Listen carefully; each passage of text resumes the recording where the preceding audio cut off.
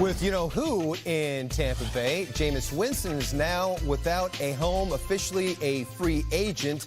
As we know, he was the first QB in NFL history with 30-plus passing touchdowns and 30-plus interceptions in a season. He is one of 8 QBs in NFL history with 5,000-plus passing yards in a season.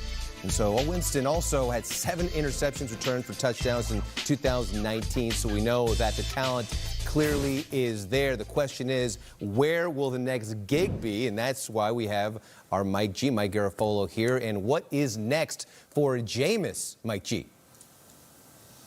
Well, my understanding is there were 2 phases to this process for Jameis Winston. The look for another job while seeing what happens with Tom Brady and the Buccaneers and potentially go back there. And then there's what we're in now, which is pretty much phase 2, which is a regrouping phase and figuring out, okay, now he's pretty much resigned to the fact that he's going to be a backup quarterback somewhere. Where's it going to be? What's the best opportunity? I've been saying for a while the best backup opportunity was in Chicago because we know Mitch Trubisky might have a quick hook. Well, that's gone. That's Nick Foles' situation.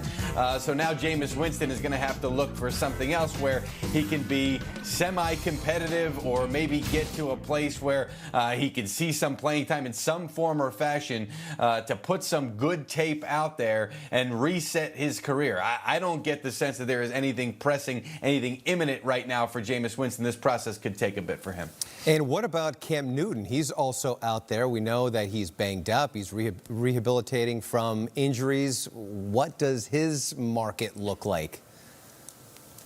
Not great, and it's going to be so difficult for him. It might just have to wind up in a release from the Carolina Panthers, and then he goes out on his own and maybe waits to the point where he can get in front of people and show him how healthy he is right now, because we had the foot issue with him last year that we've been talking about, but I think the shoulder is still something that people around the league, I know it's something that people around the league are looking at and saying, is that thing ever going to be back to where it was?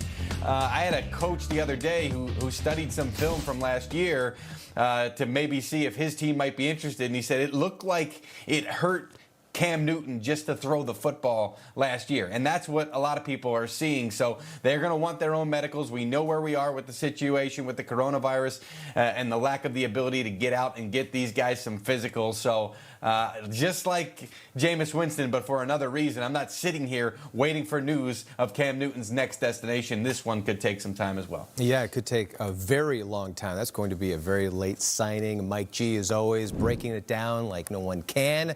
And so as we think about Jameis Winston and Cam Newton and their futures, let's tackle first Jameis.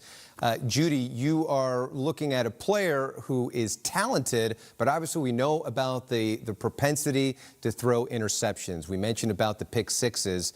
And Steve Weish mentioned this on our air yesterday, and I thought about it. It was in my thought bubble, but I didn't bring it up. But is it crazy to even think that maybe, just maybe, Winston would be okay to be the backup to you-know-who in Tampa Bay? Well, we haven't heard from Jameis yet, so we don't know if he would be okay. I agree that would be probably a good scenario for Jameis. You sit back and watch the greatest ever, how he prepares, how he holds others to high standards, how he holds himself to high standards. So that would be an ideal scenario if he would be comfortable with it, and frankly, if the Buccaneers themselves would be comfortable with it. I thought Mike G summed it up really well. He's got to sort of reset his expectations. Obviously, he was hoping he was going to be back in Tampa Bay as the starter. That's not going to happen, and he's not going to be the starter anywhere else. So now he's got to look at the best backup opportunity. Where might that be? Chicago was certainly a good spot.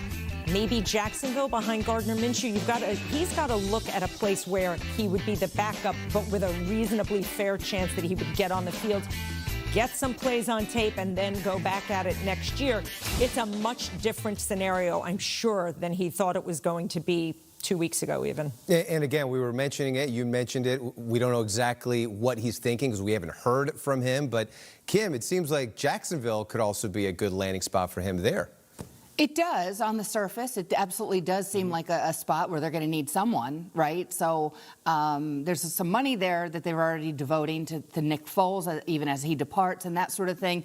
You know, I was struck yesterday watching Total Access. Lindsay Rhodes asked Willie McGinnis, and she started to ask the question to Willie about Jameis in New England. And as she was asking it, Willie's shaking his head no, and you know, very, very securely saying that will not be an option for Jameis Winston. And I think we all trust Willie when it comes to many things, especially the New England Patriots. You know, I do think it's a lean market for him. It does strike me, though, Judy and others, that. And Sean and Will, not others. I mean, geez, exclude us. And the entire audience. No, it's for thanks, everyone. Kim. It's really for everyone, but, you know, Judy. Yeah. But, you know, the idea that he could watch Tom Brady in all of the ways Judy mentioned, but also a quarterback who gets rid of the ball very quickly and helps his offensive line by doing that, helps himself not take sacks by doing that. There are things in Tom Brady's game, many of them, that any quarterback could learn from, including Jameis Winston. Whether they're willing to devote, you know, even more money to the quarterback position in Tampa is obviously a question I can't answer. And there's also Cam Newton as well, who's out there, but he has his injury history. Obviously, there's a concern on his shoulder, not just his foot. And out there on the West Coast, the Chargers going with Tyrod Taylor, but what about making a run at Cam Newton, Sean? Well, yeah, the Chargers, you know, I mean, the reports are coming out that they're standing pat with where they are. I think Cam Newton, the biggest factor that he's facing right now is just his health. And he's got to prove to people that, A, the shoulder that he's had operated on 2 years in a row is healthy and the foot is healthy. Because Cam Newton, a big part of his game is running with the football, his mobility, his ability to become a running back.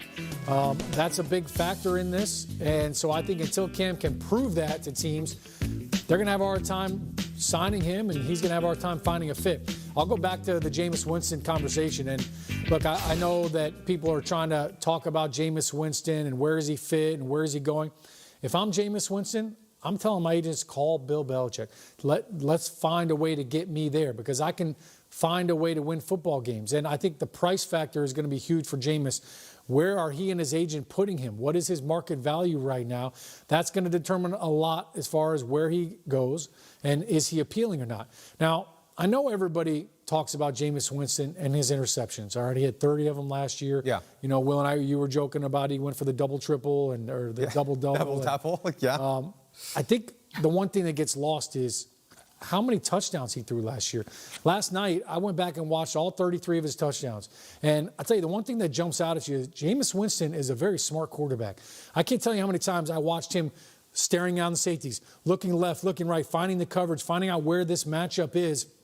Jameis Winston is a very capable quarterback. He's a lot smarter than I think people give him credit for. And the other thing that jumped out at me, he's more mobile than people give him credit for. True. Look, he's not going to run the speed option. He's not going to be a threat to run the football. But he can get himself out of some jams, and he can move around outside of the pocket. So I think that Jameis Winston is a better option than people maybe give him credit for.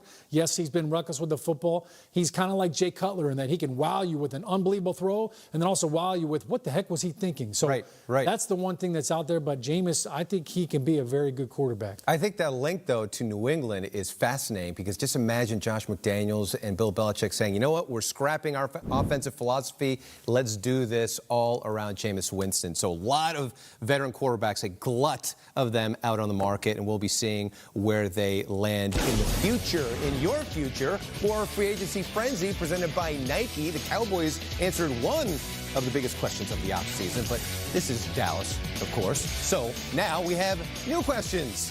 Free agency frenzy presented by Nike. We'll be right back.